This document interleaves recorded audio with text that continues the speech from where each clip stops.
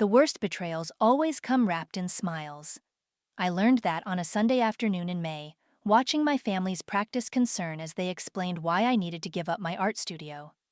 My name is Anne, and I've spent 33 years being the reasonable daughter. The quiet one. The one who steps aside when Laura needs the spotlight, which is always. But that Sunday, something inside me finally cracked. "It's just a shed, really," my mother said, cutting into her roast beef. "Victor needs a proper workspace now that he's pursuing his calling as a sculptor." I set down my fork. The studio grandmother left me? The one I spent 2 years restoring? Laura's eyes welled up on cue. "Anne, you know Victor's been struggling to find his path. This could be it. He's so talented, and that shabby little building is perfect for his vision. Perfect. Like the boutique was perfect last year, and the food truck the year before that, and the cryptocurrency startup that drained their savings. Now my brother-in-law needed my sanctuary, and everyone at the table nodded like it made perfect sense. You barely use it anymore," my father added softly. "And family helps family." I looked around at their faces. Mother's stern authority, father's conflict-avoiding smile, Laura's theatrical tears, and Victor's entitled smirk. They'd planned this ambush carefully, waiting until dessert when I'd be trapped by politeness. "The property is mine," I said quietly. "Grandmother left it to me specifically." "Oh, don't be difficult," Mother snapped. "It's just sitting there collecting dust. Victor needs a new hobby?" The words slipped out before I could stop them. Laura gasped. "That's so cruel. Victor is an artist just like you pretend to be."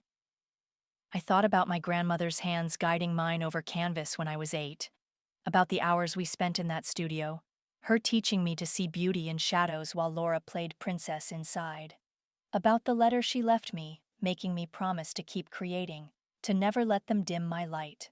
"Anne," Mother's voice carried that familiar warning. "Your sister's husband needs our support. The studio is perfect for his work. You can paint in your spare room. It's not like you're selling anything."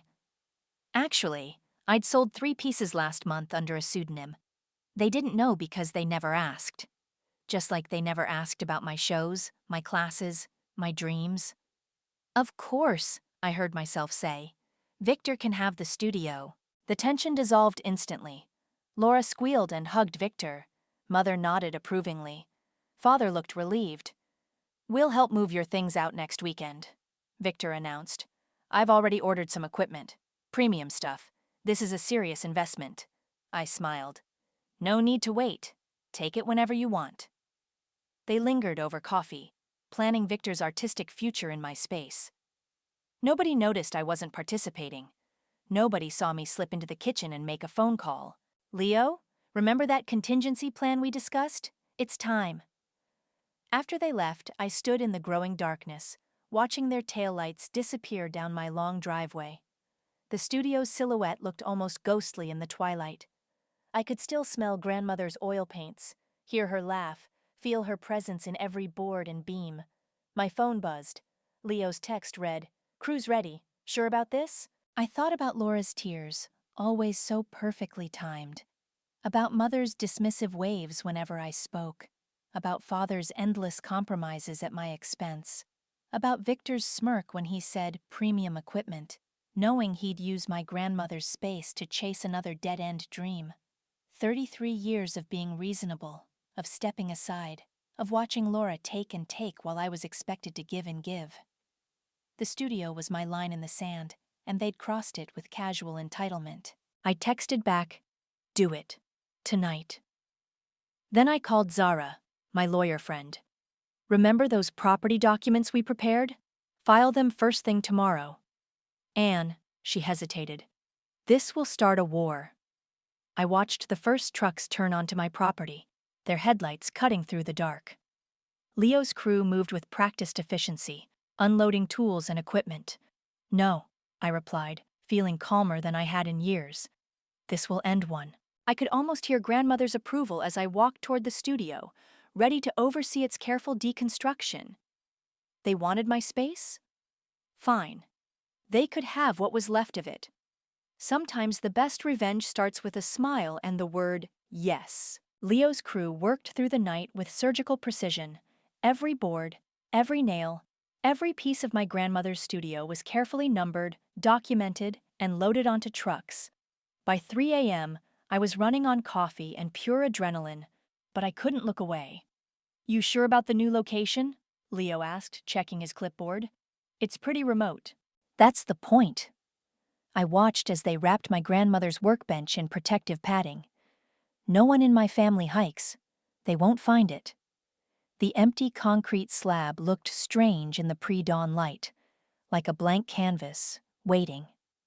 I'd left only the utility connections and a single rusted nail, a small touch I knew would drive Victor crazy. At 9:45 a.m., right on schedule, 3 cars pulled into my driveway. I counted under my breath. 3, 2, 1. "What the hell?" Victor's voice carried across the property. "Where's the studio?" I stepped onto my porch, coffee cup in hand. "Good morning." Laura jumped out of their SUV, her designer boots clicking on the gravel. "Anne, what did you do?" "You said Victor could have the studio." I took a deliberate sip of coffee.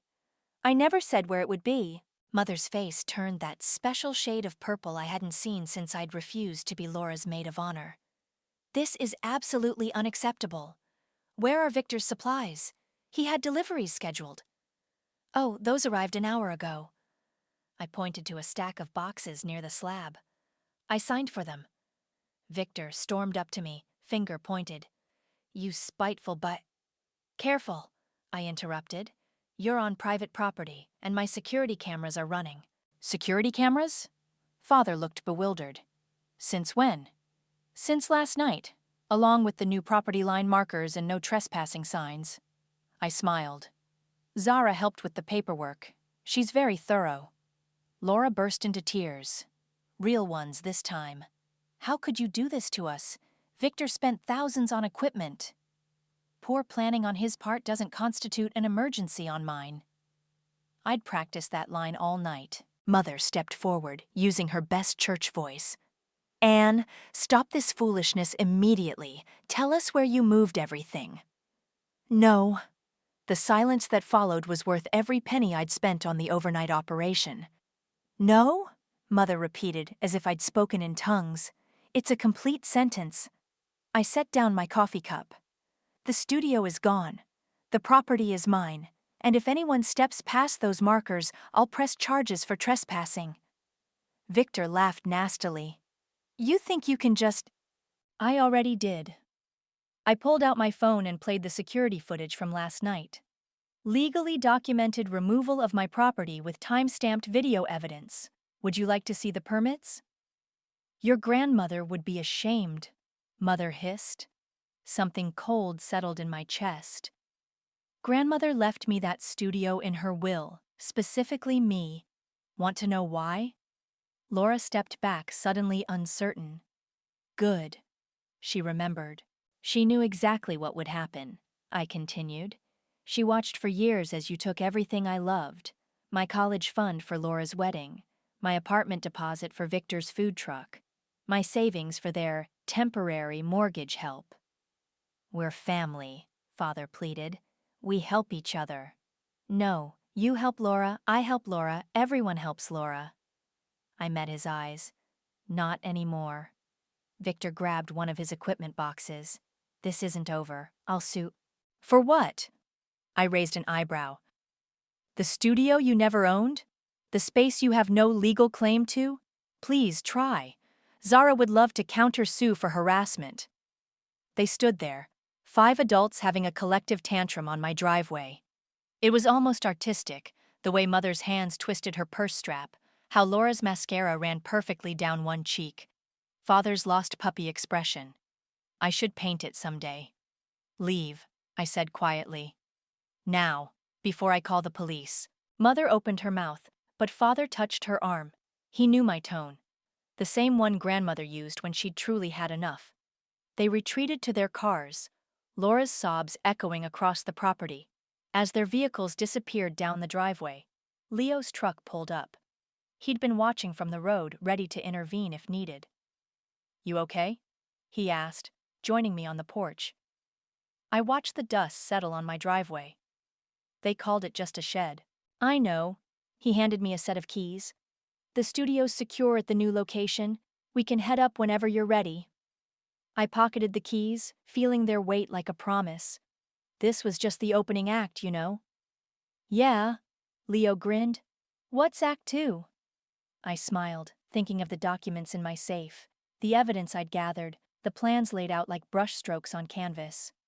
Let's just say, Victor isn't the only one with deliveries scheduled.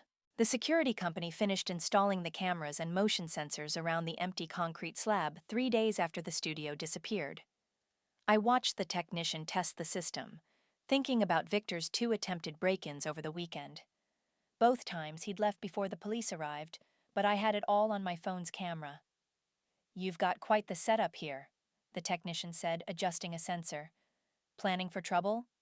"No, just documenting it." My phone buzzed. "Zara. Got a minute? You need to see these documents."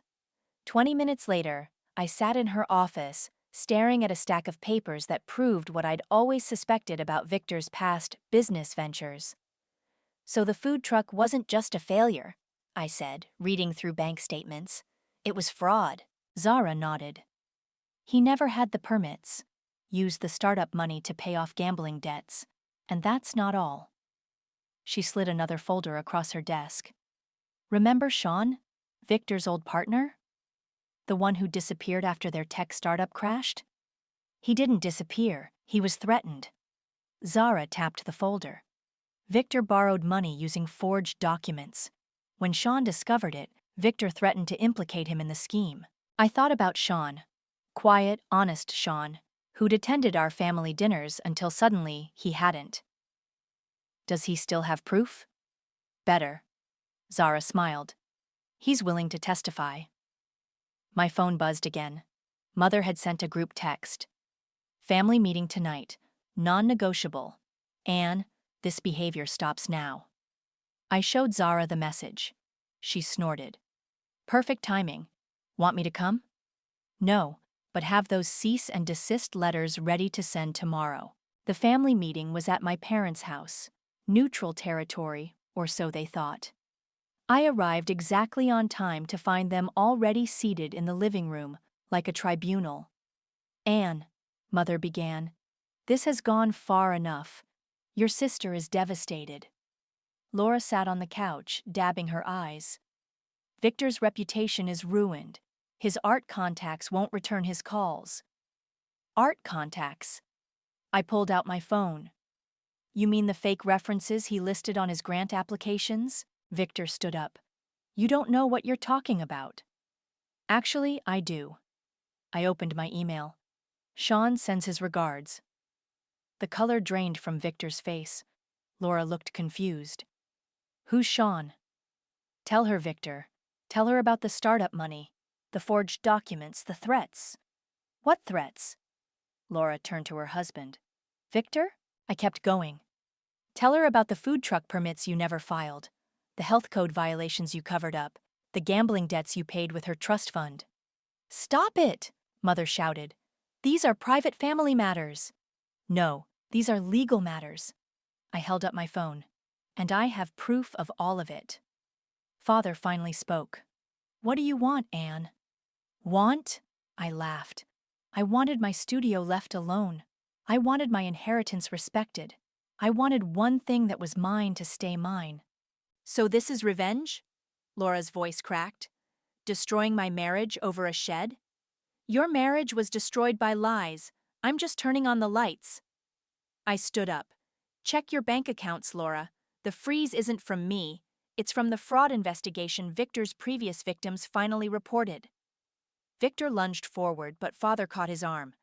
"Don't," he warned. "She's recording everything." Smart man. I walked to the door. "Oh, and Victor? Those art supplies you left on my property? They'll be donated to the community center tomorrow. Consider it restitution for all the supplies you stole from Sean's studio." "You can't," he started. "I can. I did. And tomorrow Zara's sending cease and desist letters to everyone involved." Try to enter my property again, and you'll be arrested. Mother's voice turned sickly sweet. Darling, we can discuss this reasonably. No, we can't. I opened the door. You taught me that on Sunday. As I walked to my car, my phone buzzed. A text from Sean. Got your message. Ready to talk whenever you are. I smiled, thinking of the evidence he had, the story he could tell. Victor's house of cards was about to collapse, and Laura would finally see who she'd married. Another text came through, from Father this time. Can we talk privately? Just us? I stared at the message for a long moment. Part of me wanted to ignore it, to keep the walls up. But another part remembered the father who'd taught me to ride a bike, who'd hung my first painting on his office wall. Tomorrow, I texted back. Alone. Let him try to explain. Let him see what his passive acceptance of Laura's entitlement had created. Let him understand that sometimes the quiet daughter isn't quiet anymore, because this wasn't about a studio anymore. This was about 33 years of being pushed aside, of watching bad behavior rewarded, of swallowing my truth to keep their peace. And I was just getting started. The gallery opening was Zara's idea. You've been painting your family's truth for years, she said. Time to let others see it. I rented a small gallery downtown, sent invitations to everyone in my parents' social circle, and waited. The paintings I chose were the ones I'd never shown anyone, raw, symbolic pieces that told stories my family preferred to keep hidden. On opening night, I stood in the center of the gallery, watching faces I'd known since childhood as they realized what they were seeing. Mrs. Peterson, my mother's bridge partner, stared at Sunday Best, a painting of a woman with a porcelain smile and clawed hands counting money in a church pew. Is that? She whispered to her husband. The centerpiece is called Sister's Keeper, I said, approaching them. Notice the burning cradle in the background? The painting showed Laura standing over flames, her face serene as she counted dollar bills. Behind her, smoke rose from a baby's cradle, a reference to the accident with my childhood art supplies that Laura had blamed on me. These are unusual, Mrs. Peterson managed. They're true, I replied. Every single one. The crowd grew larger. I'd timed the opening to coincide with the monthly art walk, ensuring maximum exposure. People clustered around Father's shadow, murmuring about the man made of tissue paper, bent by invisible winds. Anne! Mother's voice cut through the gallery. What have you done? She stood in the doorway, Father behind her, both dressed for their usual Thursday dinner at the country club. Someone must have called them. Welcome to my show, I said. Would you like a tour? Mother's eyes darted around the room, recognizing faces from church, from her charity committees, from the country club board. Take these down, now. They're for sale, actually. I gestured to the red dots already marking several pieces. People seem quite interested in family dynamics. Father walked slowly to The Inheritance, a triptych showing hands passing gifts over a crying child's head. His face went pale. You can't do this, Mother hissed. This is private family business. No, this is art. I handed her a price list. And it's selling quite well. A small crowd had gathered around Laura's crown, a piece showing my sister as a paper doll, wearing a crown of thorns and dollar signs. Someone gasped as they recognized her. That's the minister's favorite family, I heard someone whisper. The perfect daughters. Mother grabbed my arm. You're destroying everything we built. You mean the image you built? I pulled free. The careful fiction of the perfect family? Anne, Father's voice cracked. Please. Oh, you'll love the back room, I said. It's called the Enabler Collection. Before they could respond, my phone buzzed. A text from Laura. Taking Victor to rehab. Don't tell Mom. I smiled, showing Mother my phone. Looks like I'm not the only one exposing truths tonight. She read the message, her face crumpling.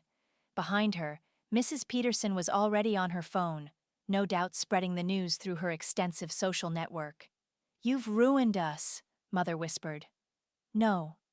I pointed to family portraits, a series showing masks cracking to reveal real faces beneath. You did that yourselves. I'm just the historian. Father touched Mother's shoulder. Angela, let's go. This isn't over, she said, but her voice shook. Actually, it is. I handed her a gallery catalog. Page 12 shows my next exhibition. It's called Grandmother's Will, all about the real reason she left everything to me. They left quickly, Mother's heels clicking on the hardwood floor. Through the gallery windows, I watched them argue in their car before driving away. Zara appeared at my elbow. You okay? Better than okay. I watched as another red dot went up beside Sister's keeper. The truth looks good on canvas. My phone buzzed again. An email notification. My online gallery, under my pseudonym, had just sold 3 pieces to a major collector. The same collector who'd been buying my work for months, never knowing the quiet artist was the eldest daughter of his golf partner. Wanna know the best part? I showed Zara the email. Dad's been unknowingly bidding against himself. He loves my work when he doesn't know it's mine. The gallery continued to fill with people, their whispers growing louder as they recognized faces and stories in my paintings. By midnight, most pieces were sold, and my family's carefully constructed image lay in artistic ruins. In my studio, my hidden, rebuilt sanctuary, I had already started my next series. Paintings about redemption, about consequences, about the price of silence and the cost of speaking up. Let them see it all. Let them finally see me. Because sometimes the best revenge isn't served cold, it's served in full color, framed and priced to sell. I was in my hidden studio when Leo called. You need to see this, he said. Victor's launched a Kickstarter campaign. 5 minutes later, I watched the video on my laptop, torn between laughter and disbelief. Victor, looking appropriately disheveled after his 3 days in rehab, stared soulfully into the camera. Art is about truth, he said, his voice trembling. And the truth is, I've been wronged. A vengeful family member stole my creative space, destroying my dreams of bringing beauty to the world. He's got to be kidding, Zara said over speakerphone. Wait for it, Leo replied. The video continued, showing Victor walking around the empty concrete slab on my property. This was supposed to be my studio, my sanctuary, but jealousy and greed took it away. I checked the campaign details. He was asking for $50,000 to rebuild his dream and fight legal persecution. Send it to Sean, I told Zara. He'll want to see this.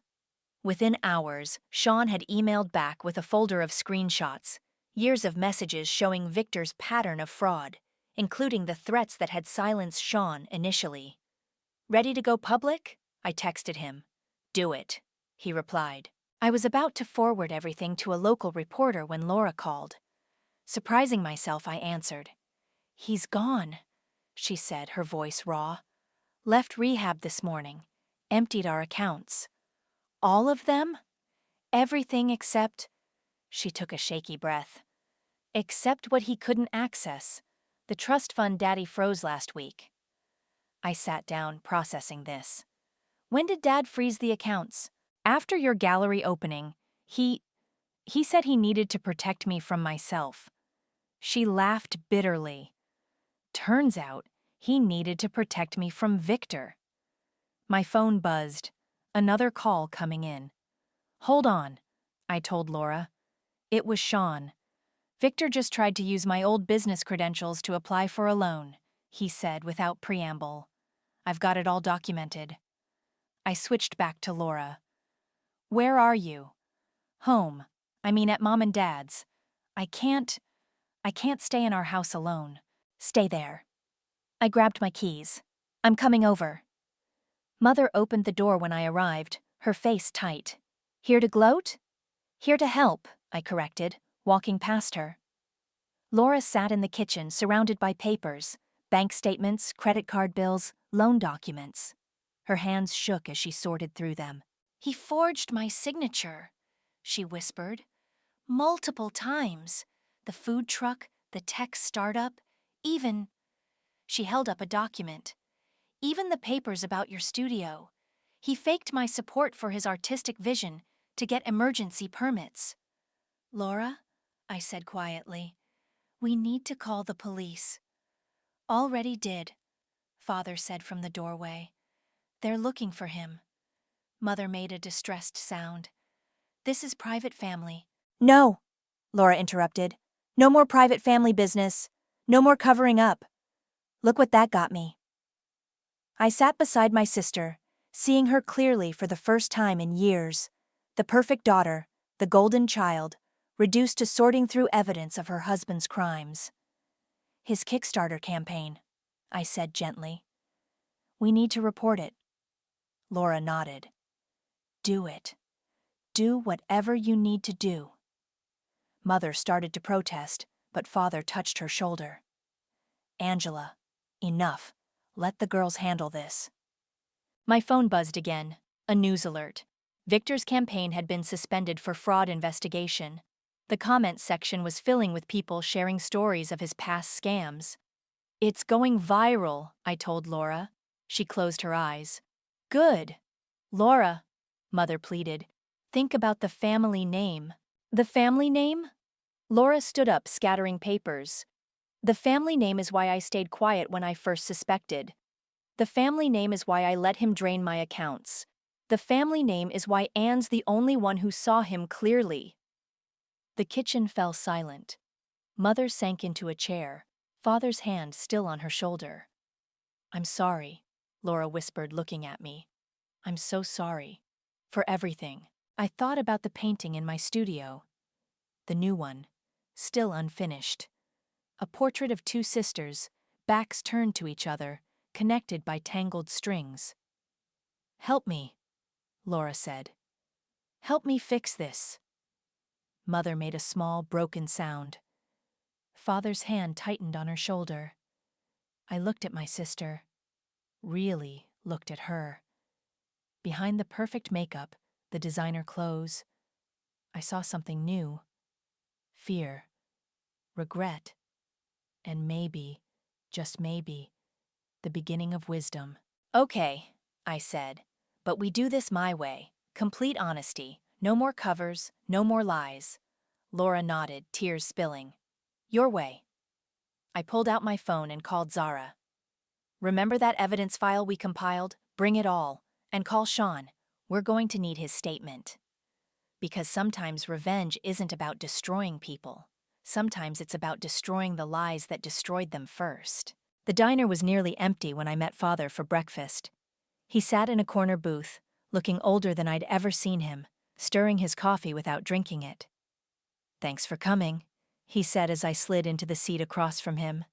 You said it was important. I ordered coffee from the waitress, watching him fidget with his napkin. The police found Victor, he said finally. In Las Vegas, he'd lost everything at the tables. Everything of Laura's, you mean? He winced. Yes. And there's more. The detective called this morning. Other victims are coming forward. Other families. Other pretty daughters? I couldn't help asking. Anne. He set down his spoon. I know I failed you. Both of you. I thought keeping peace was the same as keeping family. The waitress brought my coffee. I added cream, taking my time. Your grandmother, he continued. She tried to warn me about Victor, about how we treated you, about everything. I know. I met his eyes. She told me. She did? The day she changed her will. I pulled an envelope from my bag, the letter I'd kept sealed for years. She left me more than just the studio, Dad. His hands shook as he took the envelope. What do you mean? Read it. He unfolded the letter, his face growing paler with each line. This can't be right. The family house, I said quietly. The one you and Mom remortgaged to pay for Laura's wedding? Grandmother never signed over full ownership to you. She kept controlling interest in a trust, for me. But we've been living there for 30 years. Under a trust agreement that required you to treat all grandchildren equally. I took a sip of coffee. She documented everything, Dad. Every time you chose Laura over me. Every investment in Victor's schemes. Every college fund drained. Why didn't she say anything? She did. You didn't listen. I pulled out another document. This is the trust violation notice. One signature and the house reverts to me. He stared at the paper, then at me. You wouldn't. Like you wouldn't let Victor take my studio? The silence stretched between us, filled with 33 years of choices. What do you want? He asked finally. What I've always wanted, Dad. For someone in this family to choose me first. Just once. He reached across the table, but I pulled back. Don't, I said. Don't try to fix this with a hug or a promise. This isn't about feelings anymore. It's about consequences. We can work something out, he pleaded. For Laura's sake. I stood up so quickly my coffee spilled. For Laura's sake? Even now? Even after everything? She's lost everything. Because you and Mom never let her face consequences. My voice carried across the diner. Because you taught her that she could take whatever she wanted. Because you made me her safety net for so long that she forgot how to stand on her own. Please, he whispered. The house. Your mother would never recover. Like I never recovered from watching you bankrupt my future for Laura's dreams? I placed a business card on the table. That's Zara's number. She'll handle the trust execution. And you have a choice, Dad. For the first time, you have to actually choose. Either sign the house over to me voluntarily, or I'll execute the trust violation clause and take it legally. He picked up the card with trembling fingers. And then what? Then maybe you'll understand what it feels like to lose your sanctuary. I walked out of the diner into the morning sun, my hands shaking. My phone buzzed. Laura, the detective needs more documentation, she said, about Victor's past frauds. I'll have Zara send everything. Anne? Her voice cracked. Did you meet with Dad? Yes. The house. Are you really going to? Yes. A long pause. Good. I stopped walking. What? They need to understand, Laura said quietly. What it feels like. What they did to you. What they let happen to both of us. I leaned against my car, suddenly exhausted. When did you get so insightful? When I lost everything except my big sister. She paused. The sister I never deserved. Through the diner window I could see Father still sitting in the booth, staring at Zara's card like it held the secrets of the universe. We can't go back, I told Laura. I know, she replied, but maybe we can go forward. Differently. I thought about the unfinished painting in my studio, the tangled strings between the sisters starting to unknot. Maybe, I said, but first, there are consequences. I know, Laura whispered. I finally know. The call from Child Protective Services came on a Tuesday. I was in my rebuilt studio working on a new series when the investigator introduced herself. We received an anonymous report, she said, concerning your sister Laura's home situation. My brush froze mid-stroke. I didn't file any report. No, the investigator agreed. According to our records, the complaint came from your mother. I set down my palette. My mother reported Laura, citing financial instability, unsafe living conditions, and, she paused, and concerns about Laura's emotional state affecting her ability to parent.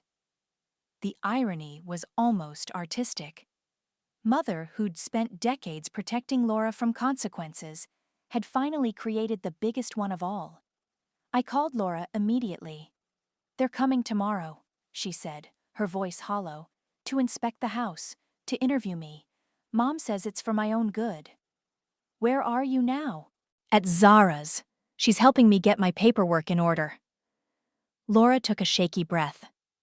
Anne, I need a favor. What? Come to the house inspection. Be my witness. Show them that I'm trying. I thought about all the times Laura had asked for help before. All the times it had been a manipulation. But this time, her voice held something new. Humility. Okay, I said. I'll be there. The next day, I watched the CPS investigator walk through Laura's house. It was clean, organized, clearly prepared for inspection. Laura followed behind, answering questions with a calm I'd never seen in her before. Your financial situation? The investigator asked. I've frozen all joint accounts, Laura replied. Filed for divorce. Started counseling. And… She glanced at me. My sister's helping me find work at the community art center. This was news to me, but I nodded when the investigator looked my way. And your mother's concerns about your emotional stability? Laura straightened her shoulders. I'm in therapy twice a week, dealing with years of enabling behavior and codependency, learning to stand on my own.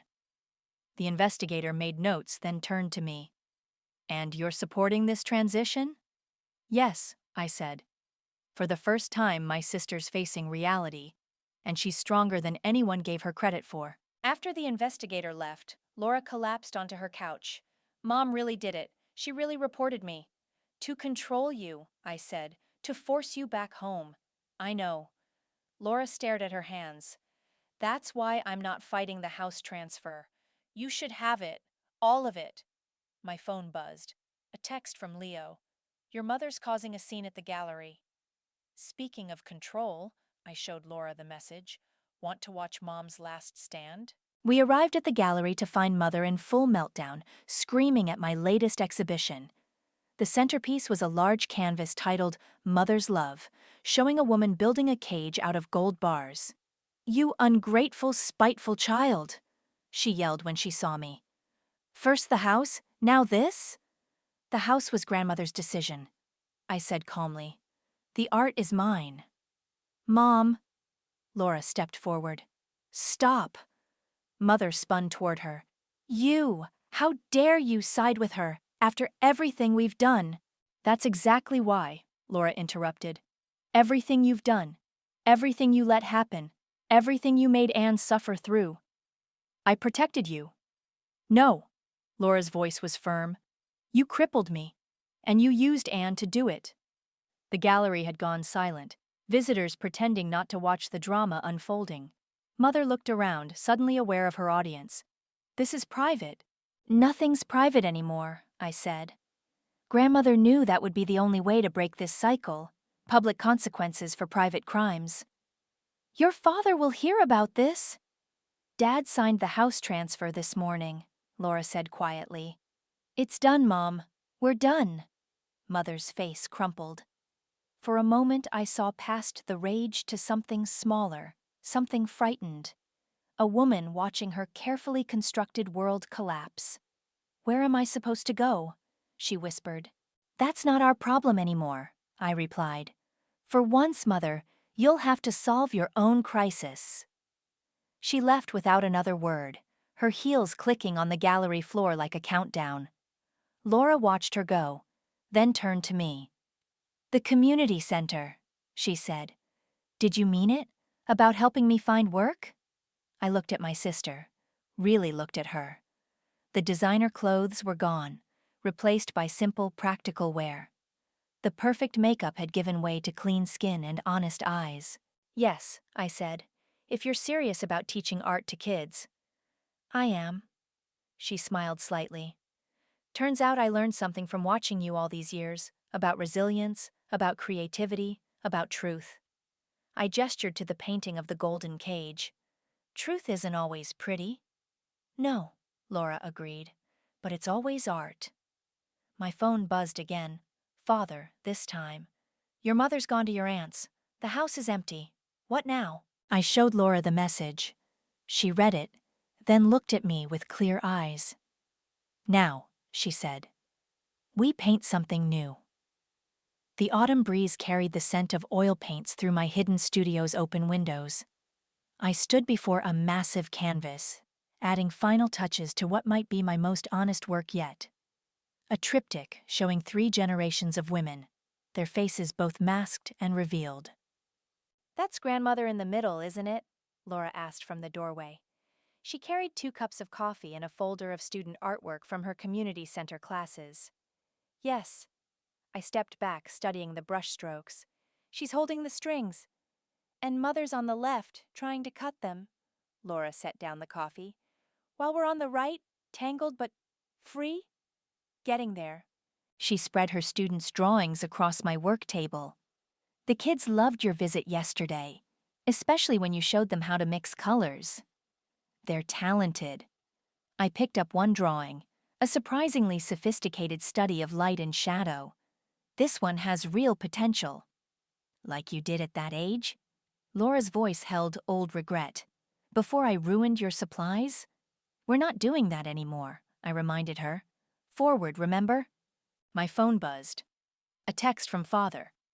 Drove by the old house today. The new color suits it. I'd painted it deep blue, like the night sky. Mother, still living with our aunt, had called it garish. Father, now renting a small apartment across town, had started sending photos of other blue houses he spotted, like peace offerings in pixels. Did you see Victor's sentencing made the news? Laura sipped her coffee. 3 to 5 years for fraud. You doing okay with that? She considered the question. Better than okay. It feels clean, like lancing a wound. The studio door creaked, Leo arriving with his toolbox. Ready to hang those new shelves? Perfect timing. I pointed to the wall I'd cleared. The light's best here. Laura gathered her students' artwork. I should head back to class. We're doing self-portraits today. Real ones or masked ones? I asked. She smiled. A real smile, not the perfect one she'd worn for years. Real. Only real from now on. After she left, Leo started measuring the wall. She's different. We all are. I turned back to the triptych. Even Mother, maybe. Speaking of... He pulled an envelope from his pocket. She left this at my shop, asked me to give it to you. The letter was short, written in Mother's precise handwriting.